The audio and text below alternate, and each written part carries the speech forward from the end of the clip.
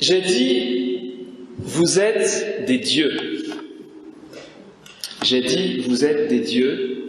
Jean chapitre 10, verset 34. C'est le titre que j'ai donné à ce week-end. Et je voudrais introduire ces 2 jours qu'on passe ensemble. Et vraiment, je remercie le Seigneur que vous soyez venus si nombreux. Avec quelques mots sur le livre de la Genèse. Vous savez, l'un des grands drames de notre époque, c'est que l'on ne sait plus ce qu'est l'être humain. Sans le Créateur, la créature s'évanouit, dit le Concile Vatican II. Or, si l'on veut bien saisir l'enjeu du couple humain, si l'on veut bien saisir l'enjeu, la beauté de la sexualité humaine, eh bien c'est capital de savoir ce que nous sommes. Et oui, ce que nous sommes. Comment Dieu nous pense, comment Dieu nous voit, ce qu'est l'homme, ce qu'est la femme. Et c'est à cette condition que nous pouvons contempler le couple humain, leur relation qui est un mystère. Un mystère au sens fort du mot, c'est-à-dire au sens théologique, c'est-à-dire le couple humain, la relation humaine est quelque chose qui nous parle de Dieu, qui nous révèle le mystère de Dieu et qui le porte, qui le contient. Encore faut-il savoir ce qu'est l'homme. Alors quelques versets du livre de la Genèse qui nous disent des choses merveilleuses sur notre nature humaine et sur notre destinée démesurée. Je ne sais plus quel philosophe de l'Antiquité avait dit « Malheureuse humanité dont la destinée est si démesurée ». C'est difficile pour nous de nous hisser à notre hauteur, de vivre à notre niveau. Entre parenthèses, le livre de la Genèse est tout ce qu'il y a de plus actuel, puisqu'il est repris, évidemment, par Jésus dans l'Évangile. Jésus cite le livre de la Genèse. Les auteurs du Nouveau Testament citent le livre de la Genèse n'est pas has-been. Alors, voici ce que nous lisons dans le premier chapitre, versets 26 à 28. Dieu dit, « Faisons l'homme à notre image, comme notre ressemblance, et qu'il domine sur les poissons de la mer, les oiseaux du ciel, les bestiaux, toutes les bêtes sauvages et toutes les bestioles qui rampent sur la terre. Dieu créa l'homme à son image. À l'image de Dieu, il le créa, hommes et femmes, il les créa.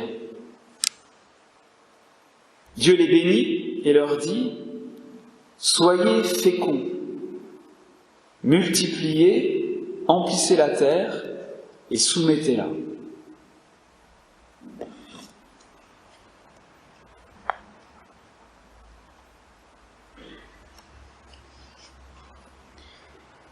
Dans l'encyclique « L'Évangile de la vie » de Jean-Paul II, Evangelium Vitae, nous lisons ceci, qui reprend ces versets de la Genèse. Telle est l'affirmation du livre de la Genèse, dans le premier récit des origines, qui place l'homme au sommet de l'action créatrice de Dieu, comme son couronnement, au terme d'un développement qui, du chaos informe, aboutit à la créature la plus achevée. Tout dans la création est ordonné à l'homme. Un message semblable est aussi lancé par l'autre récit des origines, au chapitre 2 de la Genèse. Le Seigneur Dieu prit l'homme et l'établit dans le jardin d'Éden pour le cultiver et le garder. Le primat de l'homme sur les choses est donc réaffirmé. Les choses sont pour lui et confiées à sa responsabilité, tandis qu'il ne peut lui-même, pour aucun motif, être asservi à ses semblables et de quelque manière être ramené au rang des choses. Je poursuis.